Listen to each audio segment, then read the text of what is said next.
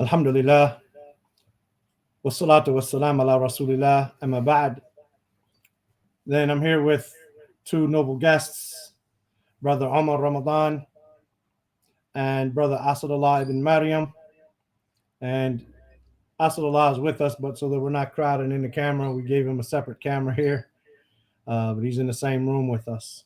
I figured it might be of benefit to interview some students who have went from zero in their knowledge of the Arabic language until the point where they could sit and benefit with the or benefit from the scholars and read books and communicate in Arabic.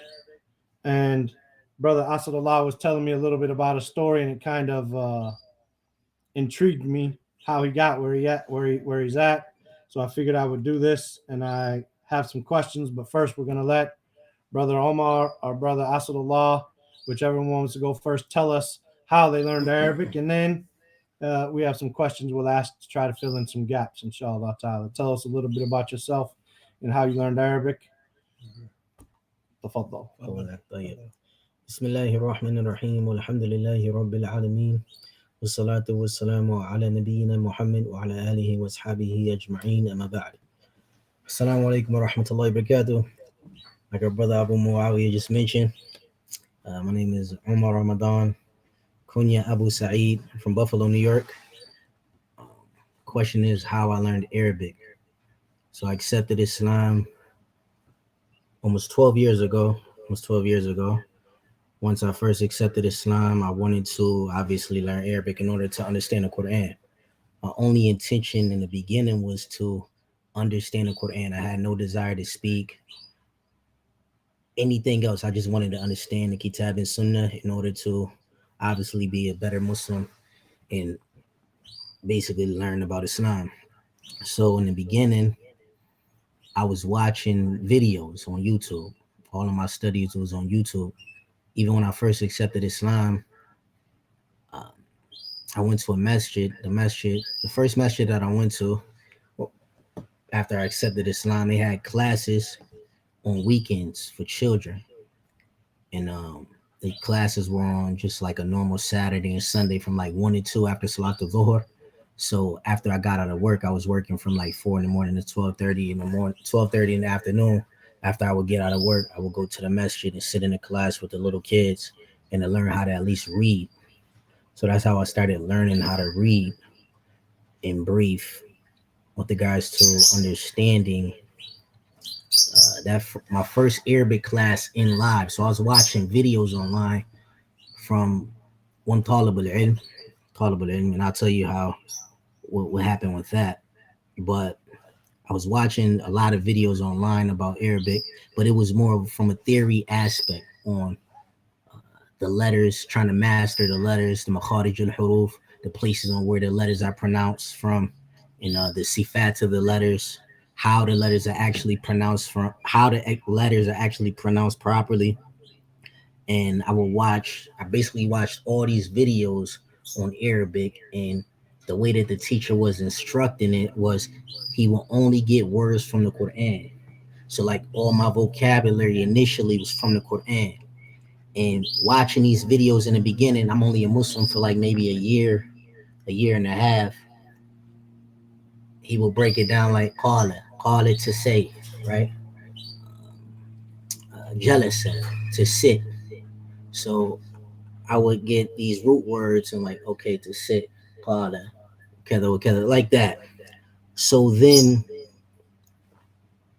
make a long story short, the teacher whose classes I was watching online, I got in contact with him. And I benefited so much from his lessons that I met a brother who knew him. And I said, hey, assalamu alaikum, I heard you know such and such. If you have his number, I just would like to thank him for so much that I learned. And I was at a point where I wasn't speaking Arabic. I was listening to the Quran a lot. So that's how I gathered the ear initially. I would listen to the Quran when I was working. This same teacher online, he has something like a word for word. So he will recite, for example, like the first two pages of Baqarah, and he will do like Dhalika, that or this, Al Kitab, the book. And he will break it down like that. Alladhina, those who, yu'minuna, they believe. And I will pick up stuff like that. So I would listen to the Quran a lot. And hopefully I'm kind of going all over the place, but I would listen to the Quran a lot. And I got in contact with this teacher.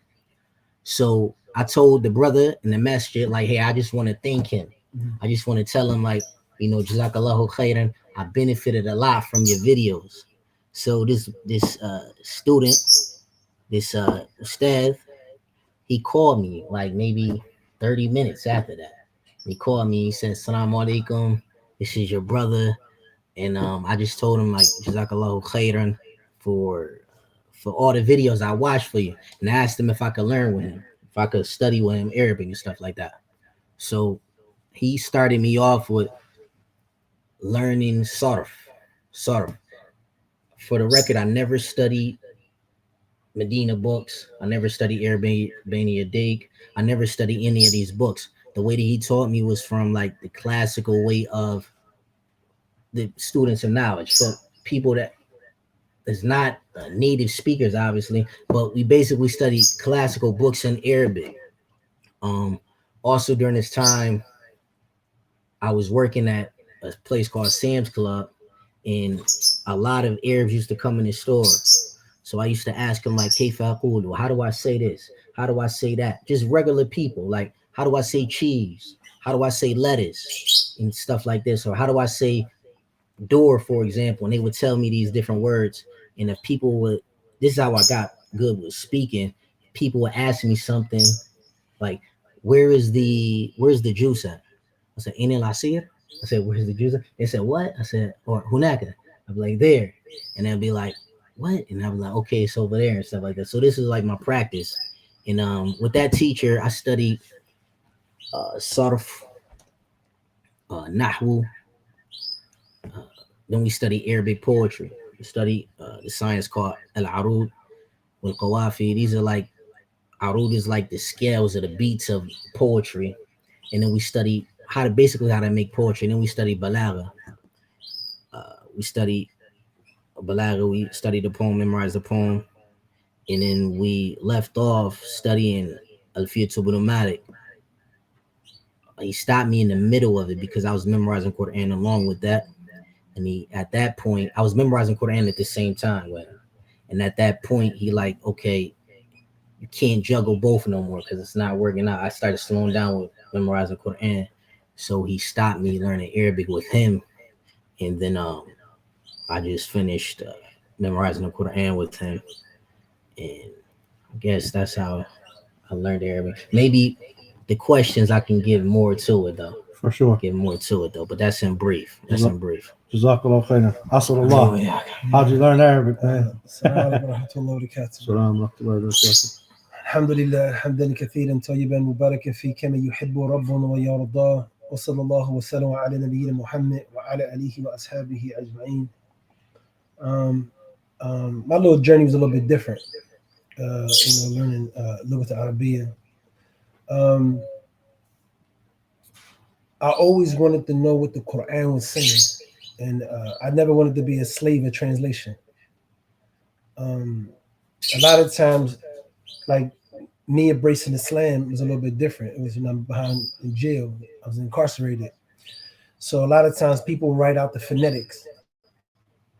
And I learned a lot of stuff in phonetics. So when I actually got around a person who knew the Arabic, his makharij was not what I was saying. Hold up, I'm not, because when he's reciting Quran, is not matching up. I'm like, oh, like, what I'm saying wrong. And he actually said, "Have you ever read Arabic? Have you learned?" I said, "No, I try to teach myself." It was like the worst mistake. The mistakes that you made learning Arabic without a teacher is more harder to unlearn the mistakes than actually learning it properly. Because every time you go hit a roadblock, you're going to go back to what you're comfortable with, the mistake that you're making. So I'm from Philadelphia, and they have a place called Marcus Bayan. Mark Jones, he actually ran it. He's a graduate from like Medina University in the language program. It was a paid program. You have to pay, you're in a classroom setting, about 15, 20 people. And you get tested first. You take a placement test and you see where you at. And we started off in the Medina books. The thing that was there was the Medina books. It wasn't a place that you could actually for munaqasha, muhadatha, like conversation. It was this, we're learning nahwu only. And I went through Medina book 1 with him, Medina book 2 with him, and 3 and 4, they're together. I did Imla, Kira'a, Ta'bir, the books, the side books of Medina series. And to me, it has some type of impact. Not really too much, but has some type of impact. And I was restricted, being as though I was on paper, I was on parole. So I really couldn't, do a lot. And so I made a vow to myself that if I ever get a chance, I'm gonna make all the things that were sunnah wajib upon me. So I made oath to Allah, being in the sijin, being in the prison, that if I get out and give my freedom back, that I'm gonna dedicate my life to learning Islam until I meet the grave, inshallah. One of the things that I did, I took it upon myself to actually went out and learn. I didn't want nobody to hold my hand. I made it rough on myself. Learning, even paying, the classes ain't free. It's a little bit expensive. So you have to pay for the classes. And after I got done that, I actually traveled to Misr. I went to Egypt. I went to Egypt. I lived there for 2 years, and I enrolled in a program, Marcus Fajr. I enrolled in it. I took the placement test, and they started me on the Mustawa al-Awwal. I was in the first level. I actually took the test, and they placed me in the second level. So I asked the teacher, I said, well, let me just go to the first level, and whatever that you think I know from the first level, let me just go back and I just do muraja, I just review, just to keep me going, because I wasn't really like consistent of doing Arabic.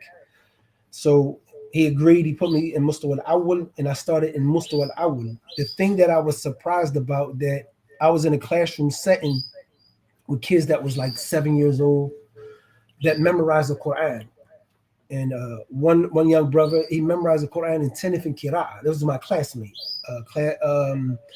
Other brother, 17, 19, 20. When they kids. I'm the only one that's older. At the time, I'm like 41, 41 around there. And I'm like the oldest. Not only I'm the oldest, I'm the one with the lazy tongue. So my makharij is not like theirs. My pronunciation of the letters is not like theirs, because they actually speak Arabic. They just didn't know the grammar aspect of it. Mm. So while I'm in class, they're already conversating. Like I'm behind the 8 ball. So I'm trying to catch up. And what I vowed was that I didn't want to go nowhere where the English people was in Egypt. Americans that was there, I didn't want to go to where they live by. And Sheikh Abdul Rakib, Hafizahullah, man, he's like one of the pioneers for getting students to Egypt. And he was very beneficial when I was there. I followed whatever path that he already was seeking knowledge on. I followed his path. I didn't want to change it up. Sheikh, you've been here, you live here, you know what's going on. Just set me in the right direction. And what I did was I moved to a place, it's called Zahra. It's in Medina to Nasr. It was an apartment that fit good for me because it was between 2 masajids. It's between 2 masjids, and I lived right in front of Masjid Hadi Bashir. And Sheikh Ahmed Juma Hafidhullah was one of the sheikhs that he used to give the khutbah, and I used to hear his makharij, like his power of the language, how he controlled the language, watching him on the minbar. And it just captivated me to do it. Is it the hardest thing that I ever learned in life? It was a struggle for me. Not only that, I'm older. My classmates, they're way past me. So I'm always behind the 8 ball. And the good thing was that, they really held my hand. Like all the classmates, they didn't look down on me or nothing. They was like, no, we ain't gonna move on until you up to speed with us. So that's in a brief, in a nutshell, inshallah. It's kind of all over the place as far as. That's okay. It's okay. Bismillah. This is a formal conversation. Hopefully, These questions will help fill in some gaps if there's any. Inshallah. Most of them are from people that I asked on Facebook or through my WhatsApp. Yeah. One or two of them are mine. Inshallah. Okay. First person. Um, let me see. I'm not going to go in order because they're not necessarily in the order that they have. Did you ever want to quit? You want to answer that, me? Did you ever? And here we're talking about now as well. Although we're all probably still learning Arabic to some degree, sure, yeah. we're not students of the Arabic language anymore necessarily. We've moved past that, but we're still learning the language. But this is in that initial period before you were able to, like feel confident to some extent. Did you ever want to quit? I answer that shit. I never wanted to quit. I think for me, I got to the point that this studying like surf, it was like so hard for me because you're memorizing skills, and I had an injury to my head, so it's like for me it was like kind of hard, and I didn't know that Arabic was that intense.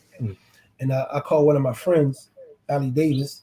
I feel me and him was real close, and I said, yo, why you didn't tell me that Arabic is hard? He said, if I told you it was hard, the reality that's hard, then you wouldn't do it. But you're going to respect it more at the end. At the end of you're going to go through struggles. Then I remember coming across a statement by Sheikh Uthaymeen rahimahullah. He says that the door is like iron, but the house is sugar. As soon as you get past the door, when you go, it'll be easy. And after like a minute, it started to become easy. I was relaxed, and gradually I got to learn. Omar said he never wanted to quit. No, I never wanted to quit. Never wanted to quit. Okay. What curriculum did you follow? We already did that.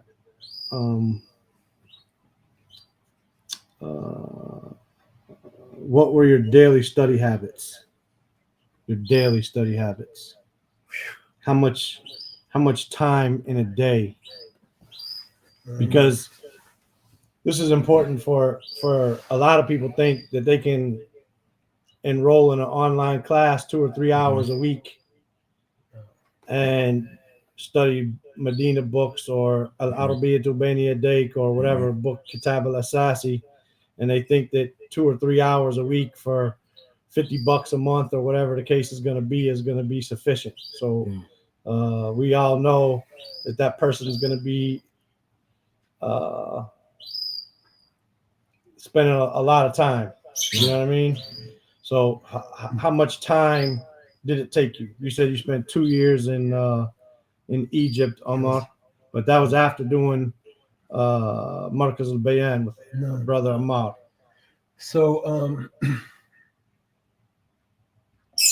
this the reality, like this looking at the Arabic, studying it in a nutshell, in its totality. If you're not really studying, I don't care where you at in the world. It could be, an Islamic country or, home in whatever city in America. If you're not dedicating a large portion of your time actually studying the Arabic and trying to learn it, it's going to be difficult you moving to a Muslim country when you enrolling in the Markaz, the Markaz in Egypt, because everything is hands-on. The teacher is there. He's not holding your hands. All the lessons is in Arabic. So you have to learn. So if you're not, prior to traveling to go study, if you're not doing like 4 to 5 hours before you travel to go study to an Islamic country or university or Maracas, whatever you're doing, you falling behind the 8 ball already, because it's nothing but study. You're in 3 to 4 hours inside the Maracas studying. You're switching periods. And not only that, outside of the Maracas, you have to seek some type of like a tutor that will cut your time in half. So that's what I did. Like I had a couple like tutors. I had a Sheikh Ahmed Juma Hafizullah, Sheikh Anis Abdul Sattar, and I had Ali Babagambi Hafizullah. He's a student in Misr. All of them. None of them spoke English, so everything that was in Arabic. And if I didn't get it the first go around, that I just worked harder to get it. And I think that's it. But you have to dedicate some time to it. Okay. Yeah. Okay, so you got 6, 7 hours a day in. Now you did it overseas, so your story is different. Omar did it in America. Nah. So His story is beautiful. Mashallah. No. what I would do, I really wasn't counting. I really wasn't counting how long it took me. I was just doing it. Okay. You know, yeah. What I would do is I would have a little notebook, the little Pocket size. note. I put it in my pocket, keep it around, and I just write vocabulary on there like all day, and I'll be just using it, using it. My classes with my teacher was not verbal. It wasn't like with regards to conversing and nothing like that. I was learning the rules and principles of the language, and the only thing I put it upon myself is just to use it in conversation, like learning different sentences, phrases, and things like this. But I would always listen to the Quran, or I would listen to scholars. Like I would even watch cartoons, Arabic cartoons on my wife, and we would just pick up little phrases and things like this.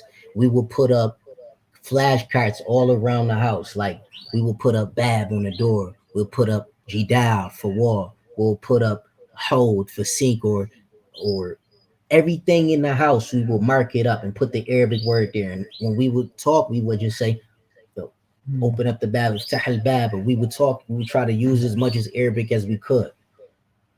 So your wife was along with you? My wife was along with me. She's still along with me. Alhamdulillah. Allah preserve her. Okay. What were some of the bigger challenges or obstacles that you had to overcome in learning it?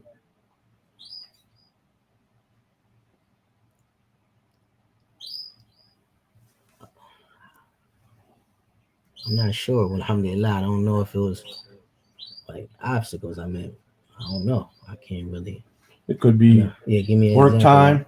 Work time. So I was blessed to have a job at that point. All the jobs that I have since I've been learning, it aided my study. So I was working at a place called Sam's Club. I was working in produce section. So only thing I had to do was stock the fruits and vegetables. I didn't have somebody over me all the time telling me when to take my break or my lunch or anything like that. So what I would do is I put my hoodie on and I have headphones in. And while I'm stocking, I'm listening to Quran and stuff like that, pulling out my pocket, reading words, saying them, talking and stuff to myself and things like this.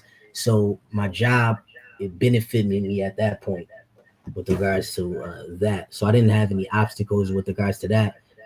My teacher was always available. So, but again, learning with him we wasn't talking anything like this. I'm just learning the rules and principles, like how most people learn grammar and stuff like this, but they don't know how to speak. Right. So the speaking on my end came from me just practicing, even talking to him. Right. Now. Okay, now here's a question I had. This is one of my own personal questions, which would probably relate a lot to Asadullah, is like, because you didn't have an obstacle, your job was easy, your teacher was available, Asadullah had to leave the country. Yeah. So America was an obstacle for him. Big obstacle.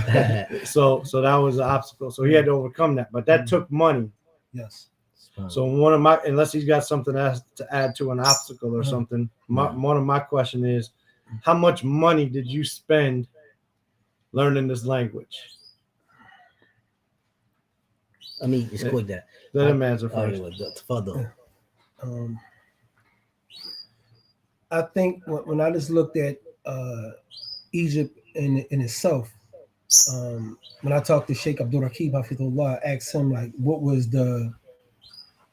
what is like the institution of money there? Like, how was it? And he was telling me the power of the dollar, how much of the dollar currency was up over there. So that captivated my attention from like, as soon as he said it, I'm like, our money really holds value like that over there. So I said, I was really trying to go to Mauritania. That's what I really wanted to go. I had a close friend that was there actually studying in Mauritania, and he did like the same thing with me. He came home, tried to get a life together, and he went to different countries. He started off in Sudan, then he went to Egypt, then he was accepted to the University of Medina. From Medina, he went to Mauritania. You're talking about Abdul Haq? Abdul Haq. No. Right? So And I'm like, so he used to call me up and let me know. I'm like, yo, I got like a couple months left, and I'm going. And I came across another brother, Hassan Abdul Hadi, was a young brother from Philly that was stepped into the Medina University.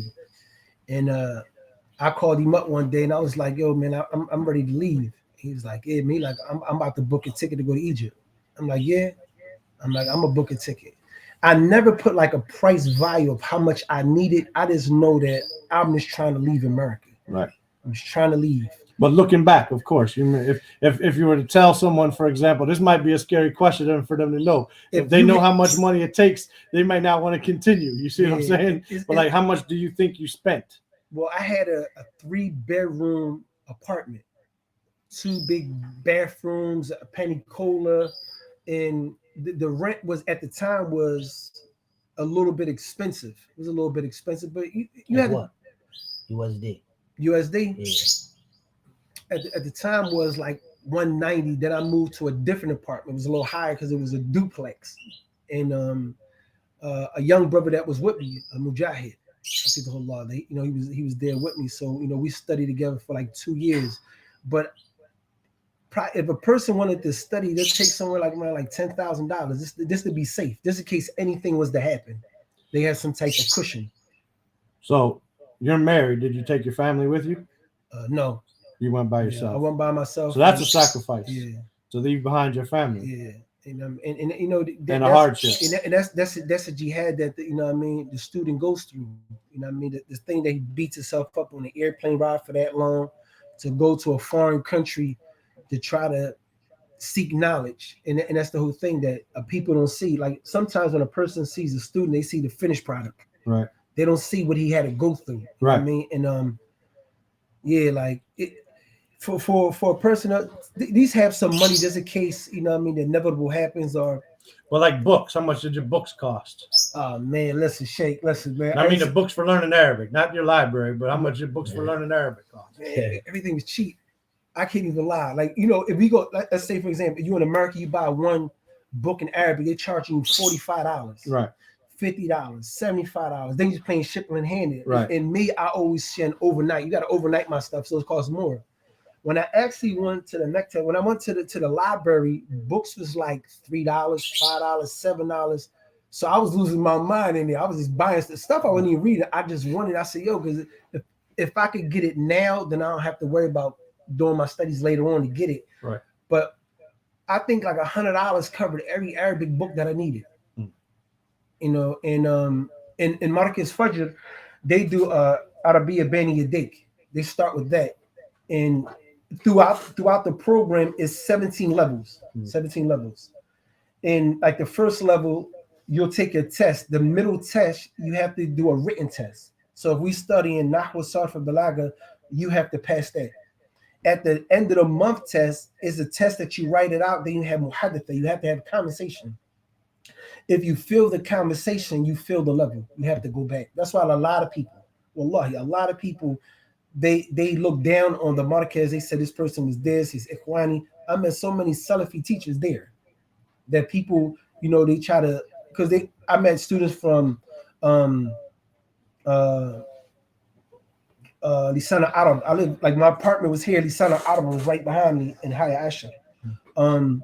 People from Ali Ibana. Most of the students that I met from Ali Ibana, they were strong in Nahu, but they couldn't conversate.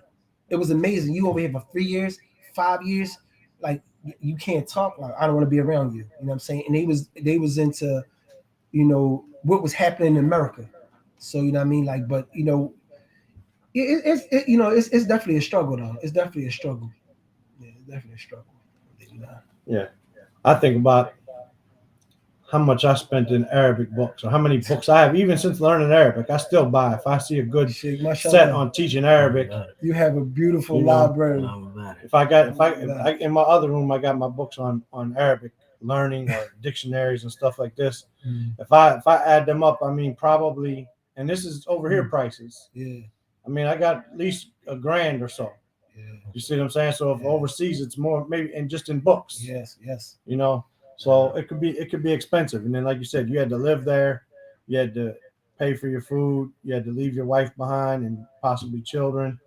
Okay. Um, how did you balance? This is for both y'all because Omar learned his talking through Sam's Club, right? Right. So you're going to talk to Mashallah. people in Amiya. How do you balance between Fusha and Amiya in learning? So myself, like I would talk to him in Fusha. I wouldn't learn on me. Mhm. I wouldn't learn it, but I wouldn't just say, "Hey, he's teaching." He's if I ask him like, "How do I say this?" and he's talking on me, I'm trying to get I can get a benefit from anything, right? Right. So if he tells me a way to express myself this way, then I'm gonna take that. I can use that with somebody. So I never really look down at he's teaching, he's Not speaking about on looking me or down, but anything how like do you that. balance it? Because So like, are you able to understand Amiya now? depending on who I'm speaking to, Right. Right. like the people from Yemen, who was mostly the people that's coming through. Yeah, but probably not no Egyptian or nothing like that. Right. Right. What about you, Asadullah? Yeah, I didn't focus on no Amir. That was something like I really didn't do because most of my teachers who was my teachers, they became my friends. Yeah, I benefited them so much that it was like we was together every day. Right. And they would just talk to me. And even if I got in the street, go to the store, I try to talk to them. Even if they didn't understand me, I was still pushing forward, making mistakes just to talk, Right. try to build confidence. Because majority of the American students, they shy away from talking. Right. They don't want to make mistakes. They want to laugh at them. So my whole thing is, I came all the way across the world here. I'm making some mistakes. No. You know what I mean? Okay. So you learned Al-Arabiya Bayna Yadayk. Mhm. How does a person gain vocabulary of the Sharia? Because while Al-Arabiya Bayna Yadayk has an Islamic, Mhm. especially adabi background to it, it doesn't focus a lot on Tawheed and fiqh. And, Yeah. so how do you gain the knowledge needed for Sharia based So durus? what we did was, we had me and Mujahid, Hafidhullah, we had the ability to study with a sheikh outside. We had a brother, Ahmed Skandar. Like he's a grammarian. Like he has like a master's degree in Arabic. So grammarian. Grammarian. Oh, grammarian. Yeah. Okay, You said okay. I got you. So yeah, Mashallah. So with him, he was mashallah. With him was just like he wouldn't allowed us to like make too many mistakes. Like he was hard on us. Yeah, okay, but I'm saying like you want to talk about like for instance, there's terminologies. There's rububiyya, uluhiyya, so we- asma wa sifat, yeah, so tahrif, takyif. we did That's not talked about. So where So did you pick up that vocabulary? outside of that. We would study with Sheikh Ahmed Juma. So with him, we studied like it was like seven different volumes we went to. We got to before we got to Kitab al-Tawheed that he was building us up. It was like little pamphlets, nothing major, like a mansion or something that he built us up and introduced different mufradats with the mountain with the explanation. This is for this. This is for this. When we did Kitab al-Tawheed, we wanted to Fatih Majid, the explanation of Kitab al-Tawheed. So he just kept building us up little by little. Sometimes, like before every lesson, we had to go through the mufradat with him, understand what it meant. And he just like basically was like that. We studied a lot of books just from Aqidah. And I do janazas in Philadelphia.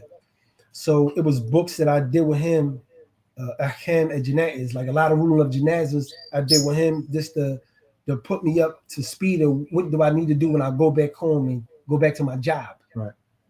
So was there a process for learning or just reading? No, it was a process. I think when I went there, I really thought I was somebody. No, I'm talking about for learning. How did you learn those words? What did he do to make you learn the Sharia words? Just reading it, just going over it with you. You having to write them down. Yeah, I think in my mind when I went over there, I was just like I thought I was somewhere before there, and I went over there and I just got a total shock of my life. Like, no, you're gonna sit down right here. You're gonna learn something Fatiha. You ain't like you're not whatever you thought you was in America. You're not here. Right. You know what I mean? They put you in your place, and I respected that. You know what I mean? They was hard on us. You know what I mean? Like, you didn't come over like he told us. He said, you know what I mean? Right now is not the time for asking questions. You know what I mean? You didn't arrive to ask a question right now. You're learning Arabic. After you learn Arabic, you get a nice way to conversate. You can conversate back and forth. Because when I first went there, I'm using Google Translator. One day I typed something up and it wasn't the best translation. And, I said something offensive through it, and the brother had to tell me later on. So it just pushed me to learn Arabic. So now I had the ability to actually conversate with him. We went through actually building us up. Like he'll give us like a small hadith or ayat of Quran, and he tied in aqidah or hadith or something like that, or something from the Sunnah fiqh, something like that. Right. But it took a long time. It wasn't like it was the fastest thing. Like we was over there at least about like a year before he started introducing like a tech like a Tablet Tawheed or something like that. Okay. You got anything? How So- you learn Sharia vocabulary? What Because there's a difference. No. So one of the first small books that I had that I was learning Arabic with, besides going through the words in the Quran, it's a book called like 80% of the words in the Quran. It's a famous book. I would get a lot of the majority of those words was coming from there. In my little notebook, I was writing them down from there. And then also I had a small book. It's called Al-Qawlul Mufid fi Adillati Tawheed from a Yemeni scholar. So I had this pocket book, and I would read that book, and any word that I didn't know, I would look it up in Handsware. I would always have my Handsware dictionary with me, a small pocket one, and I would keep it in my book bag with me. Whenever I was reading, I would take it out, write down the word, but I wouldn't write down, just for example, I wouldn't write down ta'allama, right? I would just write down alima, to know. And basically I would be able to make this sarf and things like this. So now I would say that majority of my words from dealing with the Sharia, I came from just getting my vocabulary from the Quran. Okay, here's a question. Since you mentioned dictionaries, what dictionary do you recommend a student have, or dictionaries? Play it.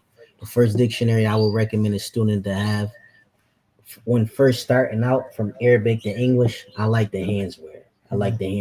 You just you just have to know how to use it. Yeah. And that's just by reading the introduction, right? You should always read the introduction of any book. But once you have the Handsware dictionary, so I had a pocketbook, a small pocketbook that I was gifted, and then I had a big one. I bought a big one online. What I did was in the first page on the big one, I wrote down the scale. So like 1, I will put like the thulathi, right? Or number 2, I will put fa'ala. That's that scale. 3, I will put fa'ala. That was that scale. 4, I will put the I believe it's fa'ala. So I would do it like that. I would just have it there. So when I'm looking at my words, because this is before I had the pocket one. Right. So I had only the big one. I wasn't taking it when I had this only big one. I will be just, okay, what's that mean? I will open up the front of it and look at like which one it is. And then by that time I was able to memorize them and things like this. But that's what I would suggest.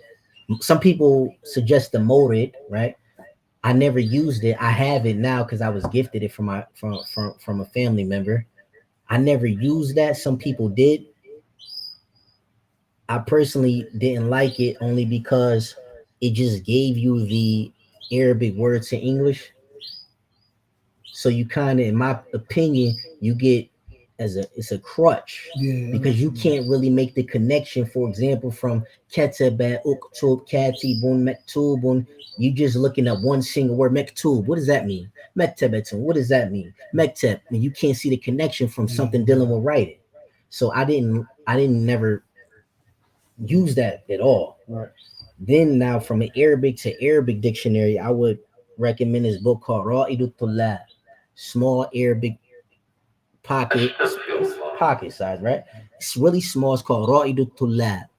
This dictionary was this was when I started getting a lot better in Arabic. So at that point, I will learn the meaning of a word in Arabic to the point where I no longer I will look up words that I already know the meaning of, though.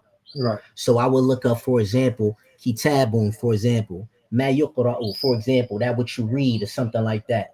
And I will only look up the words that I know, so I would be able to understand it in Arabic, which would also allow me to pick up more vocabulary by doing that. Right. So in the word, when I had this dictionary, I would again keep it in my book bag. And now if I knew that word, I would just put a little circle there, dot it there. Like I ran across that word. I know that word. And that is, I would just recommend those 2 dictionaries. Also, when you get a little bit better in the language, I would get the dictionary called Mukhtar Sihah. Mukhtar Sihah is a famous dictionary. It's a summarized dictionary of a much larger dictionary. And what this dictionary is good, I read the introduction of it with my teacher. When we was studying Sarf, we was going over a book we studied and memorized a book called Lami Talafal and Sarf. When we got to the chapter of Masad, they're dealing with what they call verbal nouns. I don't really like these English terms or anything like that. We stopped that and we read the introduction to this book, this dictionary, in order to be able to know how to use the dictionary. And because in that dictionary, in the introduction, he mentions a lot of principles with Sarf, or how to flip the words and change it around. So we read that, and I would suggest anyone studying Arabic to get that book as well, Mukhtar al-Sihad, and I would recommend the publication of Dawud ibn Hazm. It's a red cover. I would just get those 3 dictionaries. And also, you have to look at your intention on studying Arabic, right? For somebody that just want to study Arabic to be able to say Kayf halukum, or just be able to talk Arabic, understand the Quran on a basic level, those first 2 dictionaries may be sufficient for you. I always look at studying Arabic. You have to first figure out your goal. How far you want to go with it. You want to be an alim, or you just want to be able to, benefit yourself. You want to benefit your family. You want to benefit the community. Look at your goal and then base your study habits and base your curriculum off that. If you don't want to be an alim, then studying, for example, Lami Talaf Alim, Balag, and things like that, you don't have to do that. It's not what you really looking to. Right. So that's what I would suggest with regards to dictionaries. You got any other suggestions? He had to know in the head with that. Okay. Inshallah. Okay. Here's a question asked: can someone learn Arabic without a teacher? No. I tried it. Don't work. No. It's only so far you can't. It's only so far you can go without a teacher. I was trying to do stuff without a teacher, right? But once I got my teacher, alhamdulillah, that's when it started going. That's when it was like Bismillah, we was moving because I had a teacher. The teacher is there to motivate you and push you.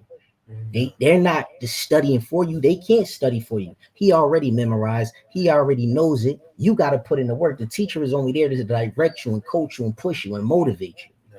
So the teacher is needed, unless Allah subhanahu wa ta'ala, the teacher is needed, but coupled with strong determination and strong drive. That's one of the gifts of Allah subhanahu wa ta'ala. If you don't have that, then you're going to quit. Nah, I'm himmatul aliyah. Okay, what should a person look for in a teacher? What you want to answer that? You want to go first? Bismillah. You first have to investigate the person that you want to take, especially knowledge from. Look for his background. Try to look for his credentials. Because even like me learning Arabic in the beginning, I try to teach myself. And it was like the worst mistake I ever made in life because the book couldn't correct me. I'm there by myself.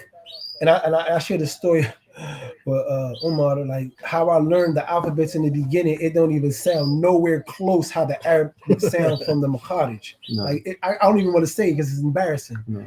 But it was to the point that if I'm going to take learning Arabic, I need to know this person is really going to teach me. And I want to know that people know that he knows it.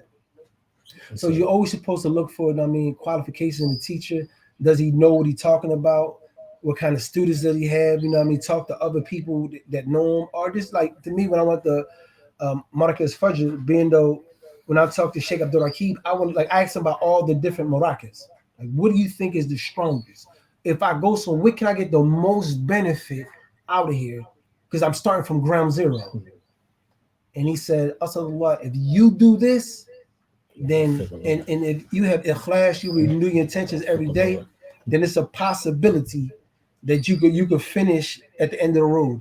And that's what I did. Like every person that he introduced me to, from the Quran teacher or for the the teachers at the Marquez, they was all that, mashallah, man. And I asked Allah to reward them brothers. Ameen. Because there was a major benefit to me. It was a major benefit to me because I didn't know nothing. Like I went over there, didn't know nothing, and them brothers really build you up gradually. Mashallah. And I mean, so I was happy about that. Learning people that being with people that's gonna help you learn. No.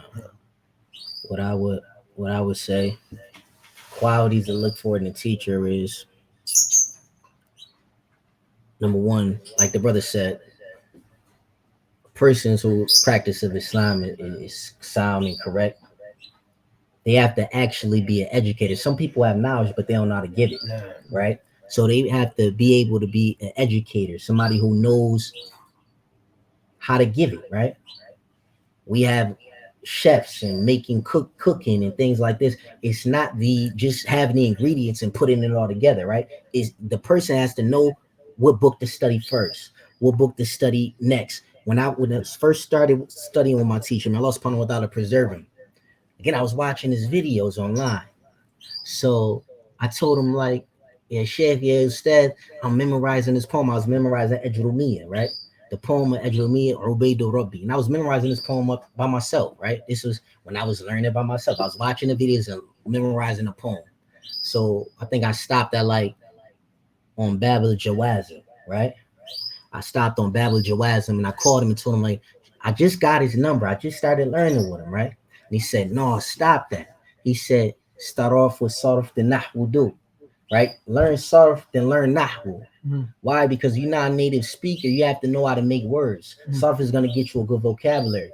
So I stopped at Ejrumiyya. I didn't continue going on. I followed the teacher's directions. And once I did that, I got that. And then I even moved on and was able to study Ejrumiyya. So the teacher, he has to know how to teach. Okay. Has to know how to teach. He has to know, you have to look for somebody who has experience, who's done it, right? It's always easier to learn from someone who was, they were at the position where you were before, right? They know the steps and they know the rules. They know what not to do. That's one of the benefits of having teachers, ikhtisar al-waqt, shortening the time. Okay, I already went down that road. I already read that book. You don't have to read that book. If you read this book and do this book, you shorten the time frame. So that's one of the benefits of having a teacher. Other qualities of having a teacher, it depends on the relationship, but I think a good teacher is somebody who you can relate to, and it's not just about, we doing class online or I'm here telling what you know. It's a personal relationship. It's a personal connection that you should have with your teacher. They shouldn't just be like, all right, time's up, I'm out, pay me and things like this. Like, I mean, do you really care about me learning or not? So I think that's some of the qualities that a teacher should have. They should be relatable. They should be motivating, but hard, and not just, they should care about you, because some teachers, you don't really get that, right? They just trying to get that dollar from you. Right. Tayyib, Asadullah, what are some of the ways to overcome shyness when speaking? Man, I think you just got to jump in here first. Bismillah. Listen, I'm gonna tell you a funny story. When I first went to Egypt, I was trying to learn words. I wanted to talk, and I was in a little tuk-tuk, like a little taxi, and I was trying to tell the guy to stop, but the whole time I'm telling him uskut. I'm telling him to shut up, because I'm mixing the words up, but I'm trying to get him to stop. And every time I'm telling him to stop, he keeps saying what? Uskut. I keep telling him to shut up. So I'm like, yo, man. So I jump out the tuk-tuk. I jump because I think he's going to want to style. He's trying to kidnap this. I jump out the tuk-tuk. So the brother that's with me, he said, yo, man, he's telling me to shut up the whole time. I was telling him to stop. So you just got to jump out there. Like me, I was I was more comfortable there because I never had to look over my shoulder. My head wasn't on the swivel, like being from Philadelphia. You have to look over your shoulder. All that. It was in a Muslim country that had safety and security.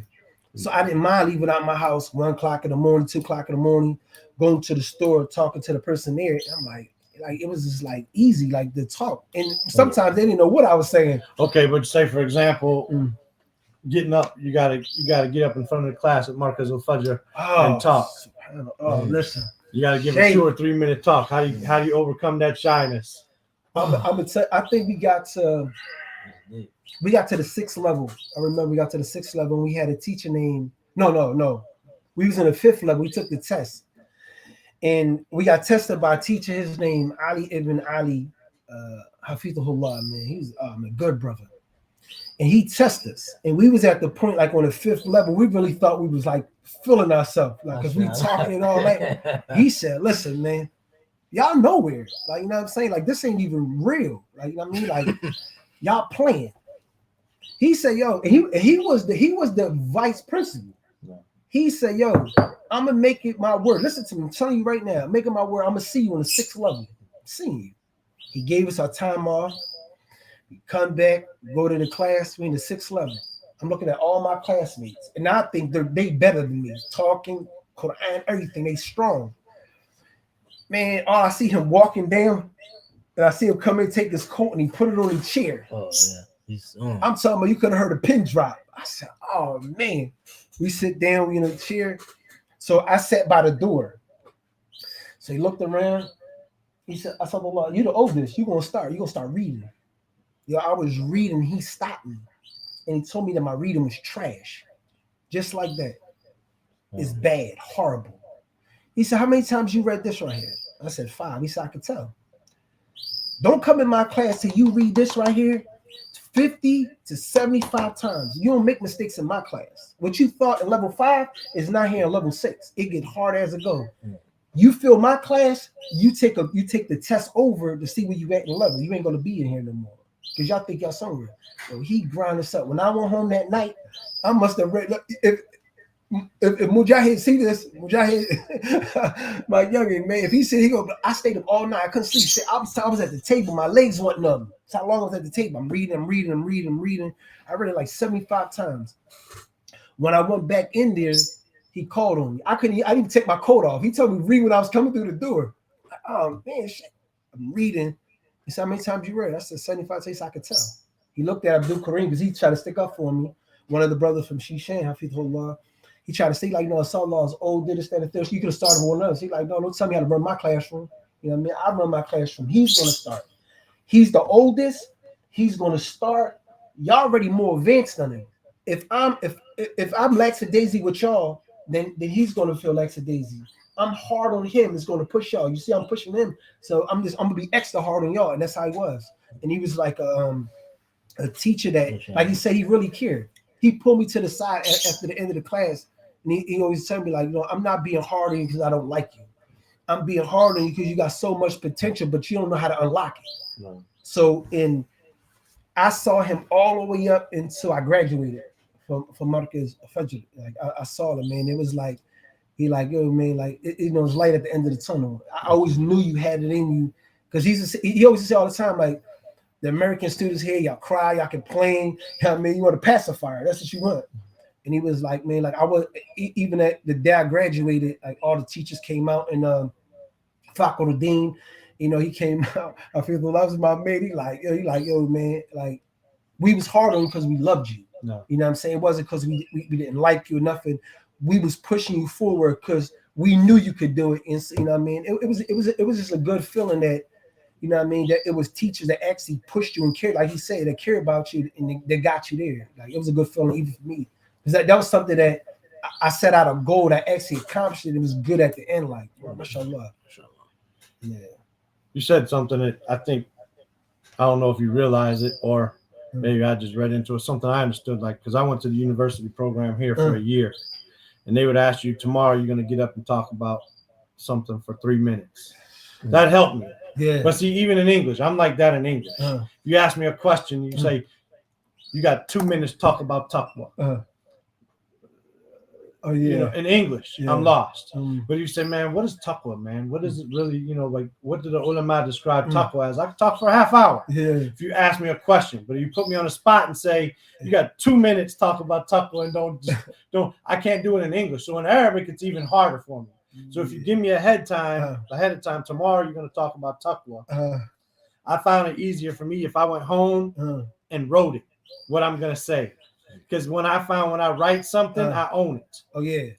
When I write something, I own it. So now I can come back and say it. But if I have to say it off the top of my head, I'm nervous I'm going to make mistakes. It was like that, like when we was taking like the test. Because at the test, when you take the test at the end of the month, you don't know who's getting picked the talk. Right. And everybody would be there like rehearsing. And you think he about to call you, you pick somebody else. You know, anxiety hits. So I'm sweating. It's already like 100 and something degrees out there. You can see the heat wave. There's no AC. Sometimes the AC break. You know what I mean? They got the window open. The flies coming in. They attacking you. Like it's this pressure. And I used to lock up. Like you said, like I'd be like, Shake, just give me a minute. Well, I guess you ain't leave until you get it. Just sit in the corner. I'm gonna run through them. And sometimes I'll be last. But it like I think so. I got to like doing it with Fakhruddin, like he really like pushed me. Like he was like a teacher that like he pushed me like Asadullah, you could do it. You know what I mean? Like and I like even in when we was doing conversation, we'll come off in the morning. Like I come into class because I had him also as a private tutor for 3 levels. We'll start for a whole 10 minutes or 15 minutes just talking. And it might be about nothing.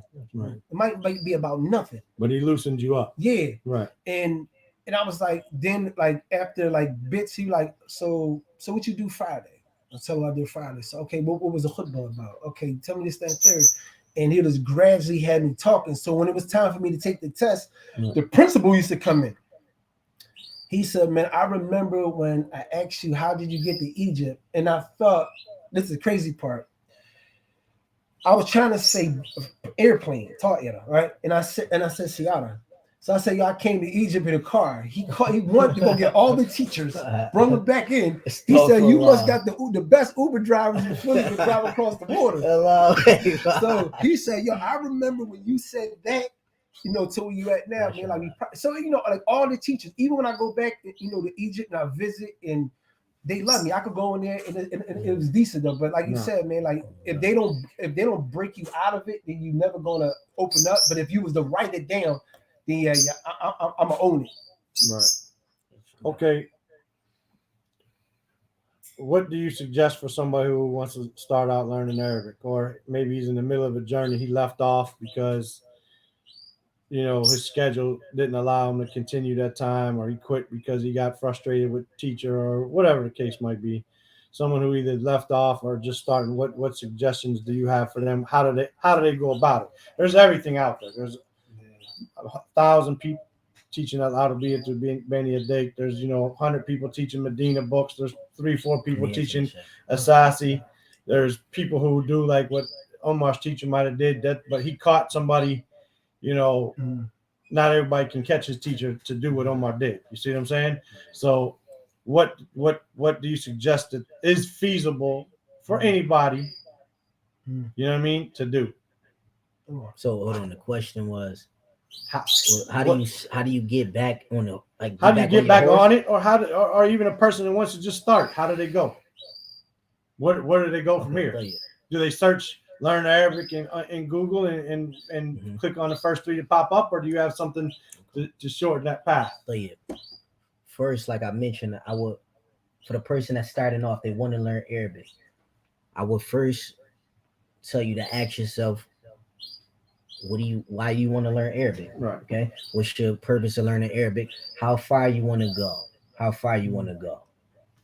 Okay, I would answer that question. I would answer that question first to myself. Before you get there, though, because I would say if you answer that the way you would have answered it when you first started learning, you know what I mean? Okay. You might stop there. You see what I'm saying? Right. Okay. So with myself though, why did so don't shorten yourself though? So make sure when you answer it that person don't cut their hand off because they say, all I want to do is understand Quran. You're right. You see what I'm saying? And then I understand the Quran is not the same as understanding Sheikh Salih Suhaimi in the dust. No. So make sure you don't cut their hand off by them not having al-himmat al-aliyah. You see what I'm saying? So so good question. So you got to turn the chair off for that. So if the person for example, a person says, all I want to do is be able to translate. Okay. Well, then, are you going to be a good translator or not? You see what I'm saying? But I can translate, and they translate a few things, and that's it. They don't go no further. You see what I'm saying? For myself, or all I want to do is speak to the Yemeni in the corner store. You see what I'm Yeah, saying? If I right. could do that, I'd be happy. Or subhanallah. so, what should be their goal, and how could they get there?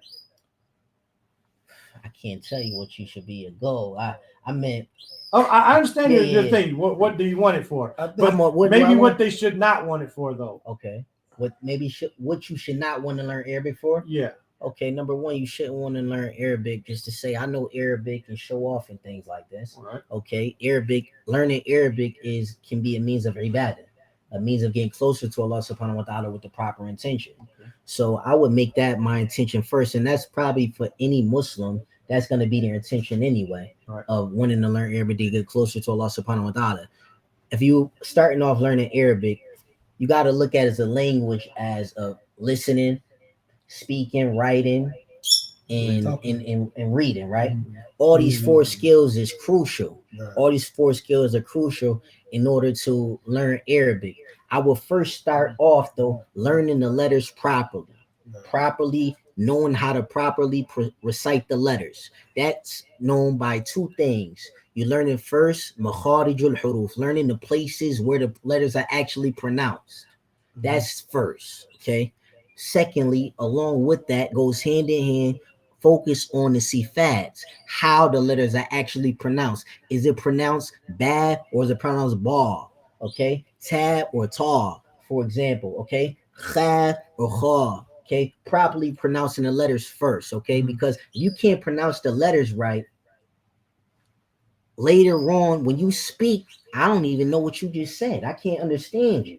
Okay, so learning how to properly pronounce the letters first, and that's again, focus on the letters. Just master the letters first. I would do that. Yeah. After that, I would focus on vocabulary first.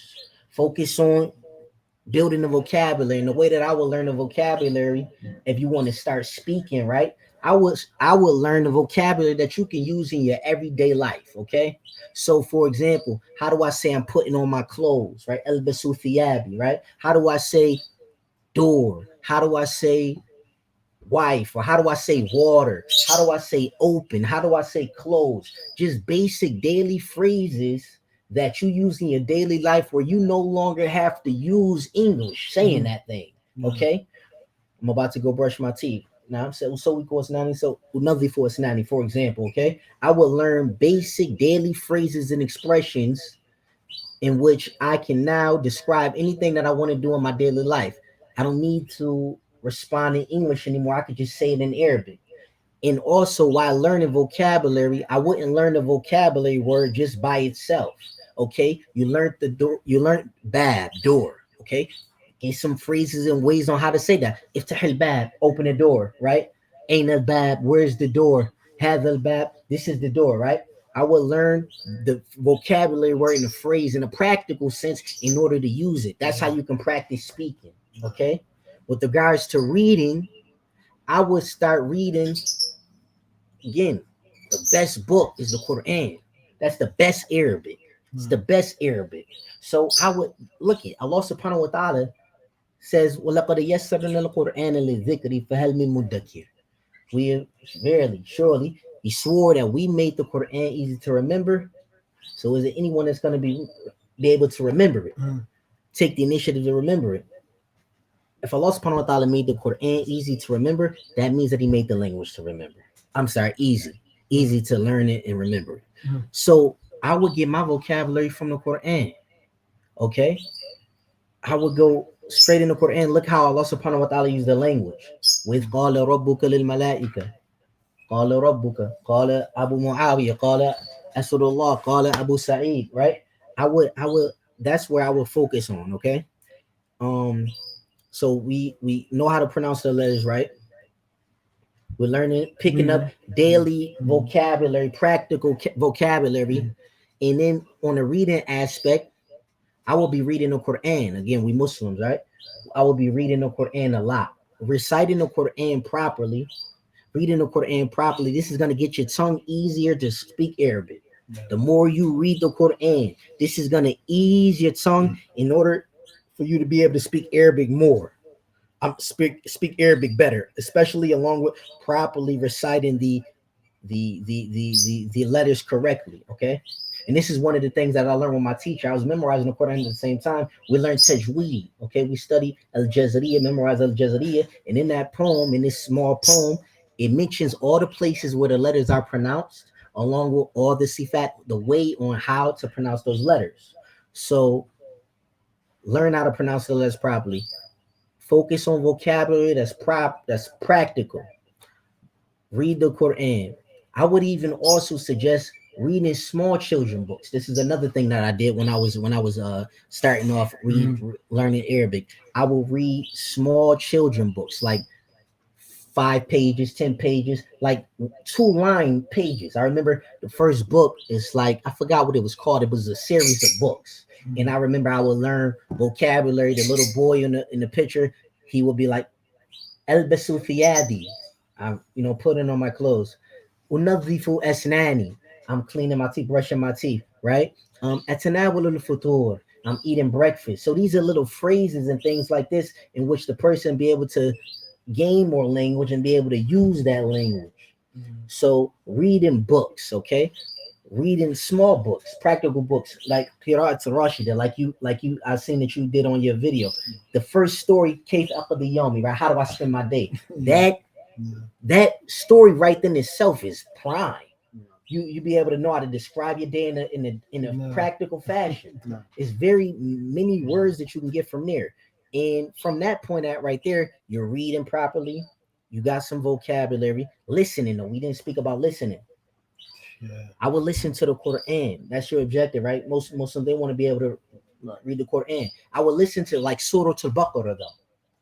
The surah in which, again, most of the vocabulary in Juz Amma is from the order I mentioned, like it's Ghori, right? It's not that much familiar, not that many familiar words. So I will focus on listening to like Surah Al-Baqarah, Surah Al-Ali Imran, in which is more common words and words that keep being repeated on and on. Um, I will also listen to speakers who speak slow. Okay, when I was also learning Arabic, I used to watch. I believe I mentioned I used to watch cartoons, but I would watch cartoons like they were Islamic cartoons, right? It's a series called Qisas Tabi'in, right? Stories of the Tabi'in, and this one didn't have subtitles though, but it's another one that was like stories of the Quran, right? And this one has subtitles. So I would watch it. Me and my wife, we would just watch it and then try to pick up again little phrases. And the more your ears getting used to it more and more. And and I would do that writing wise, you have to be able to write. While I was learning the Quran, studying the Quran, our teacher made us write out the Quran. So I was used to writing the Quran, used to writing Arabic just by writing out the Quran. Okay. Um, as a way to practice writing, what you can do is you listening to, say, for example, a cartoon, or if you're not into cartoon, because I know some people not into that stuff. Okay. If you want to say listen to a scholar, right? You want to listen to a scholar. I will listen to a scholar who speaks very slow. I remember one of the first lessons I started out listening to, and I said, I'm actually understanding. Well, Sheikh Abdul Muhsin Al Abad. He had a lecture just on yeah, Yohannes or Abudu Rabbikum on that ayat, right? So he speaks very kind of slow, as well as his son as well. So I would listen to that lecture over and over and over. And the more that I picked up, the more that I would listen to it. I would say I'm learning.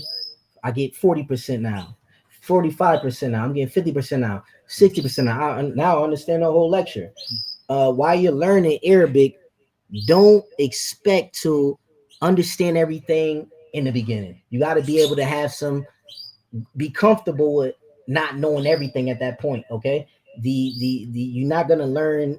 You're not gonna know the lesson like Abu Muawi. Okay, like your teacher. Okay, you can't expect that. I don't understand everything you said.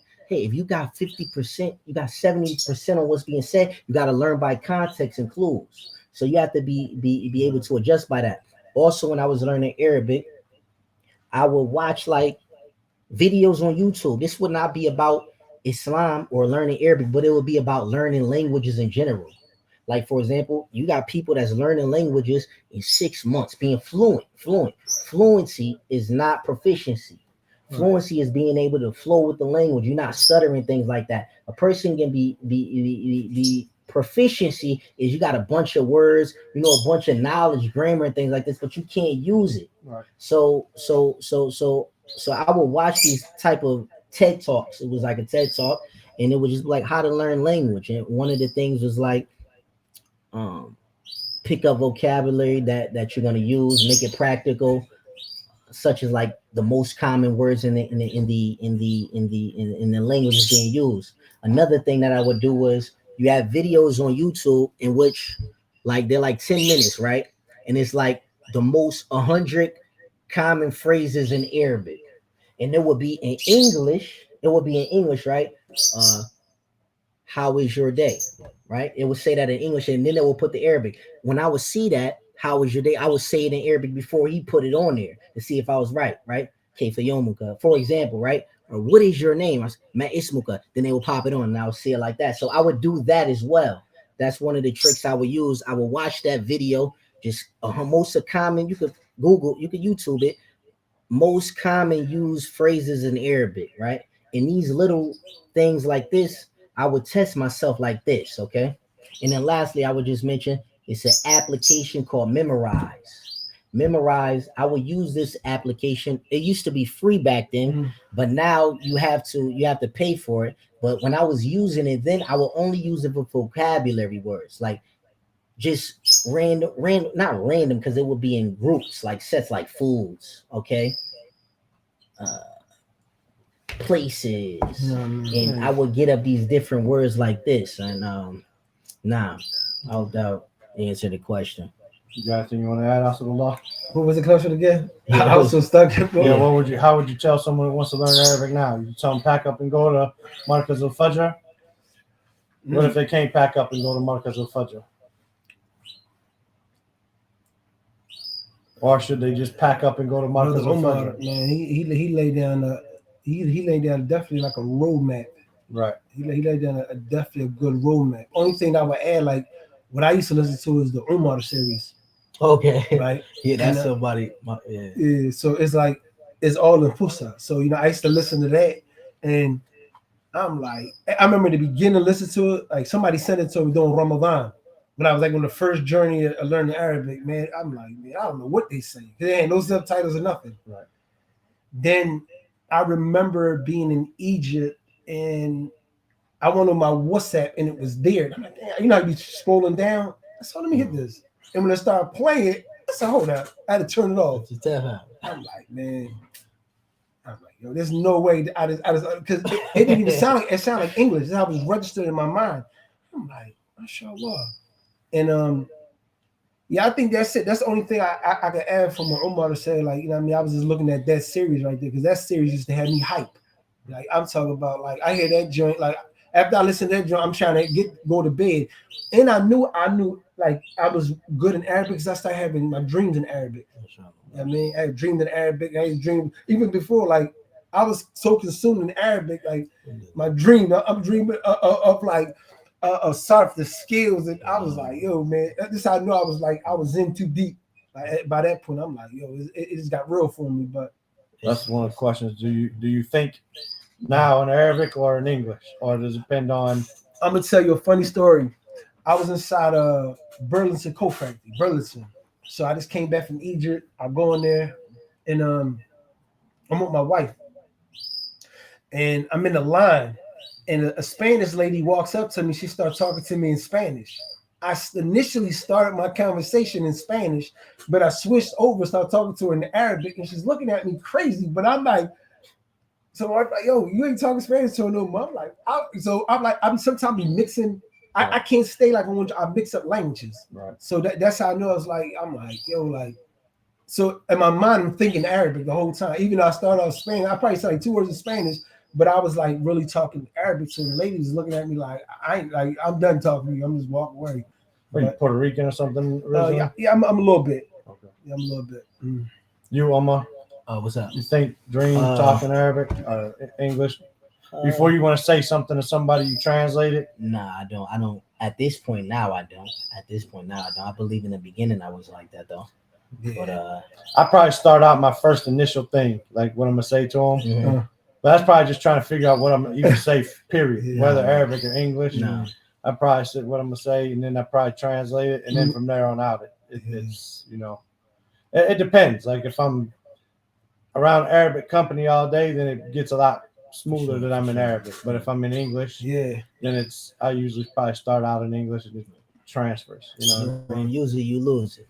Okay, last question, inshallah Right, ta'ala. inshallah. How has your life changed since learning Arabic? Allahu Akbar. SubhanAllah. Man, how has my life changed since learning Arabic?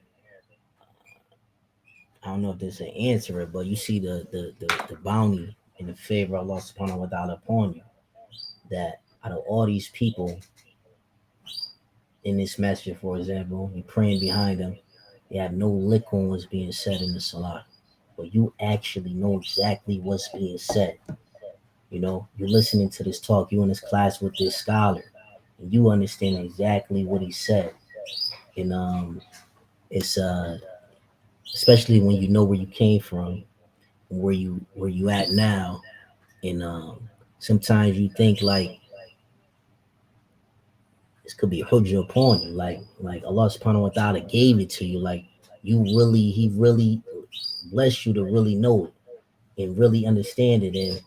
And it definitely strengthens your connection with Allah subhanahu wa ta'ala, and it makes you more like, I can't go back to this stuff, like I know now, I really know. It definitely pushes you and it makes you having knowledge. Of course, having knowledge, it makes you not despair over the mercy of Allah subhanahu wa ta'ala, right? It makes you closer to Allah subhanahu wa ta'ala. It makes you learning Arabic, man. It changes your life. It really changes your life. And you see the bounty of Allah subhanahu wa ta'ala upon you, that He chose you to be able to understand His book and understand the Sunnah, inshallah ta'ala. You'd be able to benefit from the scholars of Islam. You'd be able to not rely on other people. You'd be able to benefit yourself and your family. Now, knowing just Arabic is not always enough, though, right? Some people know Arabic, but they're not tulab al-ilm. They're not. Yeah, you know Arabic, you just a translator, but you can't benefit the people and teach me fiqh or teach me hadith and things like this. But knowing Arabic is definitely a virtue of Allah subhanahu. It's definitely a blessing from Allah subhanahu wa ta'ala. And it should definitely increase your gratitude to Allah subhanahu wa ta'ala and increase you in trying to accomplish more things by the help of Allah subhanahu wa ta'ala. That Allah subhanahu wa ta'ala give you the tawfiq in the ability, in the success for you to be determined and to actually accomplish something. That the sky's the limit from there, right? You memorize the Quran, go memorize the Quran, be a scholar of Islam, help the people in your community, right? You're not just like any regular person no more. You know Arabic. You're not just any regular person, okay? You're not any regular person. You need to use that knowledge of Arabic in order to benefit yourself first and foremost, benefit your family, those people around you, and hopefully benefit the community at large. But it definitely changes you. It definitely can be a proof for us or against us. And it's no better feeling than you being in the salah. And again, you praying, and you praying 50 people in this masjid, and you don't have any idea on what's being said. Allah subhanahu wa ta'ala chose you, that you understand everything is being recited in Taraweeh, and everything is being cited in the Salat al-Fajr, or you're riding around in the car by yourself and you're able to actually understand what your Lord is saying. And it's no other feeling like that. There's no other feeling like that. And it's a big blessing from Allah subhanahu wa ta'ala. And it necessitates gratitude to Allah subhanahu wa ta'ala. Necessitates gratitude to Allah subhanahu wa ta'ala. I would definitely encourage everybody, so every Muslim should have a desire to know Arabic, at least Why wouldn't you, right? Why wouldn't you want to know what your Rabb, your Lord, is saying to you, right? And not depending on other people, right? Makes the personal connection between your Allah subhanahu wa ta'ala much more profound, right? Right. Much more profound. That's what I would say. You got anything to add to that, Asadullah? Yeah, I would say It's scary. You're right. since learning Arabic, it has given me a new found love and respect for Islam. Period. Alhamdulillah. A newfound respect for the Book of Allah, and seeing how Allah Azza wa Jal, He used the Arabic language inside the Quran. Like, why did He use this word, but He could have used that? Why is this like this and it's not like that?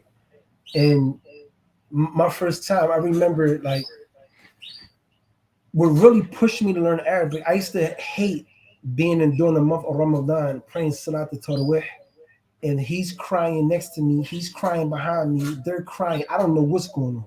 I'm oblivious. I don't know what's going on. And it just done something to me, like, man, like, am I ever gonna learn? Am I ever gonna learn what my Lord is saying? And I remember, like, when I actually had a chance, and it was like my first Ramadan in Misr when I was in Egypt. From Surah Al-Fatih to Surah Al-Qaf, it's stories. And I remember when he got to Surah Yusuf, I was on a roller coaster ride. He had me, I was like, it was like an emotional feeling for me, because I actually, it's building a story inside the Quran. I'm there, and I'm like, I'm a visual person. So everything he's reciting in my mind, I'm visualizing, I'm trying to put together, and it was an emotional feeling for me. And I was overwhelmed, and I was shedding tears. Then when he taslimed out, I said, this is one of the greatest ni'mas, the hear the kalam of Allah Azza wa Jal, and it able to affect you. Because it was many days I stood and taught away, and I didn't know what was going on. And I was too ashamed and too shy to ask a person what he was saying, because it was a pride thing. Like, now I'm just up out of here. I don't know why he crying. But I remember when I saw the 10-year-old next to me crying, I said, I have to know what made him cry. He's 10 years old. But I believe, Arab, it's a different, like Umar says, it's different. If you've taken a path to be a tulab, a student, a talib, it's a different approach that you're taking for the Arabic. Like, if you want to just work at the airport and you want to get a job to be trilingual or bilingual, that's something there. Is it going to benefit you if you're not getting the establish a better connection, a better understanding to the Quran and the Sunnah? Then that's problematic, because it's nothing bringing you close. You're doing it for dunya. So I remember when I came across the hadith of the Prophet ﷺ, whoever seeks the path of knowledge, that Allah will make the path easy to Jannah. That was like motivation in itself for me. That even if I'm doing this right here, going to Misr, leaving the country, doing all this, Allah's going to make it easy. I really believed in that. And even though, like you said, is it a trials, is it a tribulation, is it struggle? Is it going to be times you just want to throw in the towel? Yeah, it is. The shaitan, he's going to whisper to you. He wants to deceive you. He wants you to procrastinate and prolong and all that, for you don't learn the book of Allah. But the students, even like, this morning's dars, Sheikh Salih al-Suhaimi, Hafidhullah, finishing Sharia Aqidah Wasatiyya with him. Usul al-Iman. When he was doing that, like, I was like, I could take so much. Even yesterday when he was doing Sheikh Salih al-Suhaimi, Hafidhullah, he was doing the fitna of qabr, of the fitna of the grave. And he was going through the hadith of bringing, when the angels come to distract the soul. It was a point in time I was oblivious. I wouldn't know none of that. I was sitting there like, hold up, like what? Like it was this clicking on all cylinders. And it was the first time that you actually hear the kalam of the ulama and you understand it and you walk away with a newfound respect. Because to me, and I was telling Umar, this is a brother who's blind, right? And his confidence, he's the type of person, Sheikh, Wallahi, man, Sheikh Salih Suhaimi, Hafidhullah, he's the type of person that his dance is so intense, he draws you into him. He laughs, he jokes, He brings you there. But when he's bringing the hadith, when he's bringing stuff, it all lines up. He has basira. You know what I mean? Basira. He has insight of 90% of the world don't have. He's bringing people close to the book of Allah. I walked away from there like I was walking on cloud nine. I told him, I said, yo, it was the first time in my life I said, yo, man, like, if you don't learn Arabic, then they never going to feel this. This is relief. You're sitting there and you hearing him talking, and he's like connecting the dots. He's connecting the dots. He's connecting the dots for you, and he's painting on a blank canvas, and you walk away with the appreciation. Like, I know what Allah said. I know what the Prophet said. I know what the Sahaba, radiallahu anhum, I know what they said. It's like, you know what I mean, learning Arabic. If you're not doing it to draw close to the book of Allah, then you're just wasting your time. You're just wasting your time. I think that's everybody's going. And you have to, what I always did, try to, you know, the sheikhs always told me to renew your ikhlas, renew your intentions. Because, you know, you could be deceived. You'll do it for this, then it changes. Your intentions always changing. So I always try to, you know what I mean, stay focused on that, though. But I would just add real quick, another benefit of how learning Arabic could change your life is that you'll be able to go directly to the people of knowledge. And this is one of the reasons why I wanted to start learning how to speak. Because, okay, I understand, but if I got a question myself, I can ask the scholar directly, and I can respond and conversate them directly. So that's one of the benefits as well. You have direct access to the people of knowledge, and not just in one place or one country, but all over the world who speak Arabic. So that's another benefit of learning Arabic. Inshallah ta'ala. No, you're right, people. Fikum barakallah. Like I said, it's first time. Hopefully, brothers and sisters who watch it have some benefit. Inshallah ta'ala. And guys, I'll send y'all a link so that y'all can see if they ask y'all questions in the comments. Y'all can answer them. Inshallah ta'ala. سبحانك اللهم وبحمدك أشهد أن لا إله إلا أنت أستغفرك وأتوب إليك.